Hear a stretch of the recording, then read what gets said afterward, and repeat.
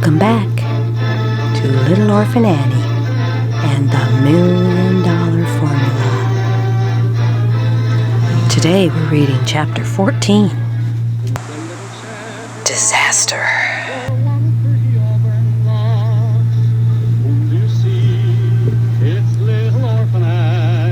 Gathering together a group of rascally ward healers, Claude Claptrap sent them to secure employment at the Eonite plant and to do undercover work among the other employees to turn them against Daddy Warbucks. "It's a great mission, boys," said this blind chattel of Slug, by this time believing the words himself. "You'll do great work in there." They had no trouble getting employment, for thousands were being taken on, and the noon hour found them busy, haranguing fellow employees. "We are men, not vassals," shouted one of them. "Why should we slave that a man like Warbucks should loll in luxury? You've sold your souls for a few dirty dollars. Why, in the country where I come from..." "Ha!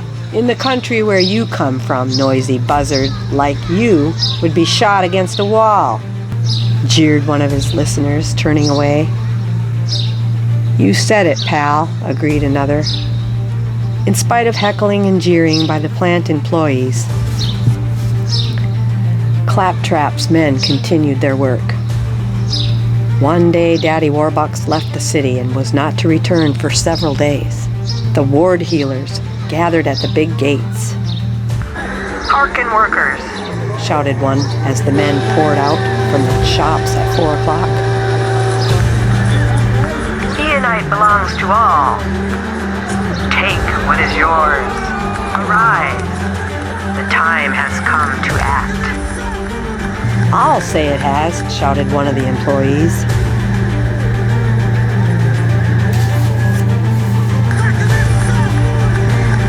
"You said it.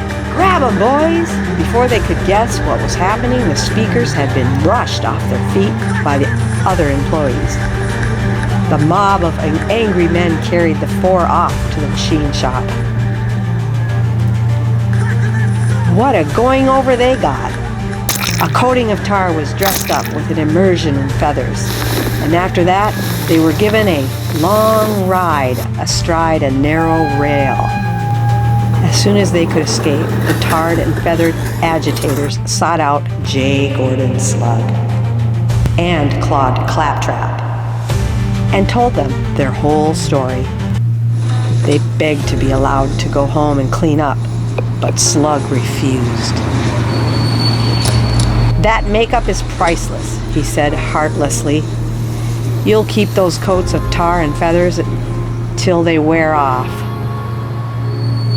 Right now, Claptrap is going to make a speech. You're going along. I think the crowd would like to see you."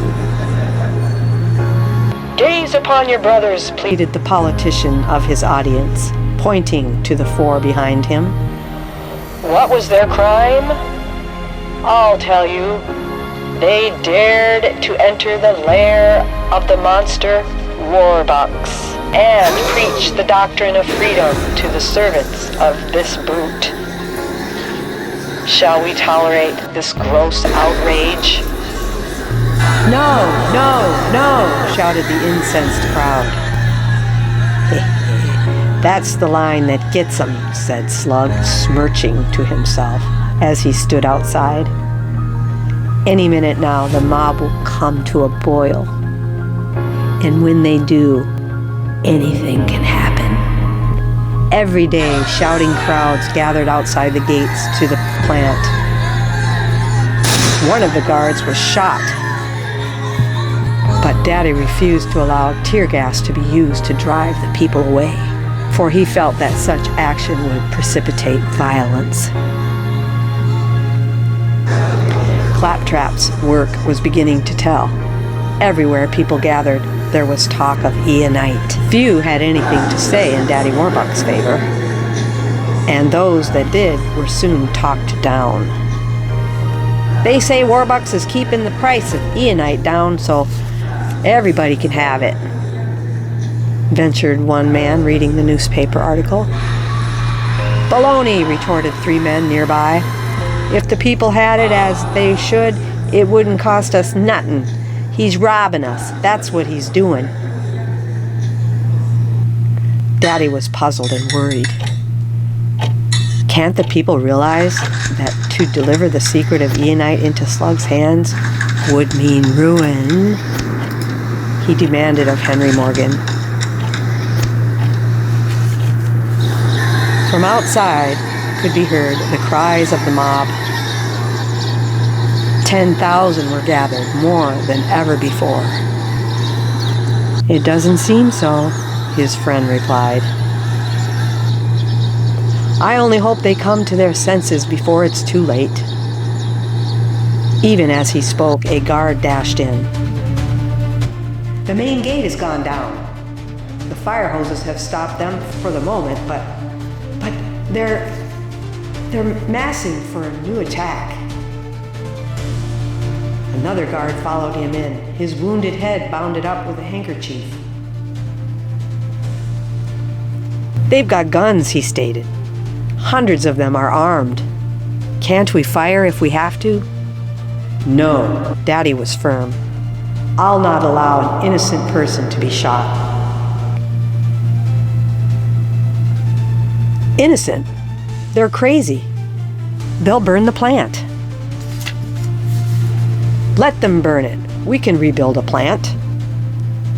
But no one can restore a human life. It was only a matter of minutes before the worst had happened.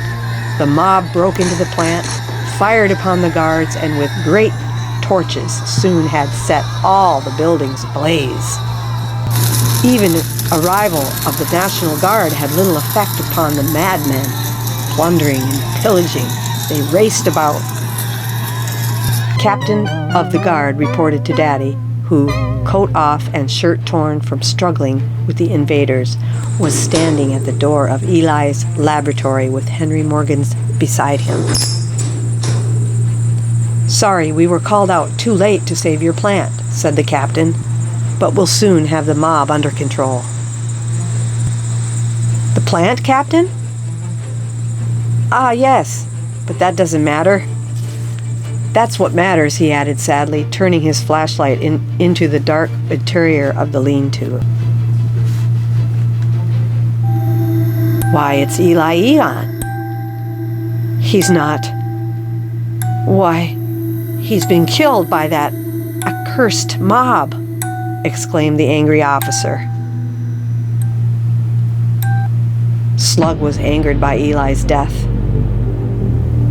Also, but for different reasons. So you failed, he shouted at his henchman. You let them kill Eli Eon. And all his papers and records were burned. I might have expected it from that stupid mob, Slug fumed. Well, if I didn't get Eonite for myself, I'd at least smashed it for Warbucks. At the ruins of the plant, the captain reported by telephone to headquarters. Still a little sporadic fighting, but everything's well at hand. Join me next time for chapter 15. A sad household.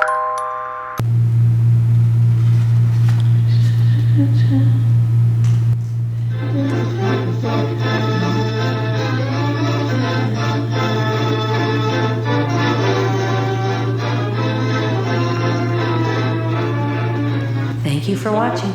I'll see you next time. The one with pretty auburn locks, whom do you see?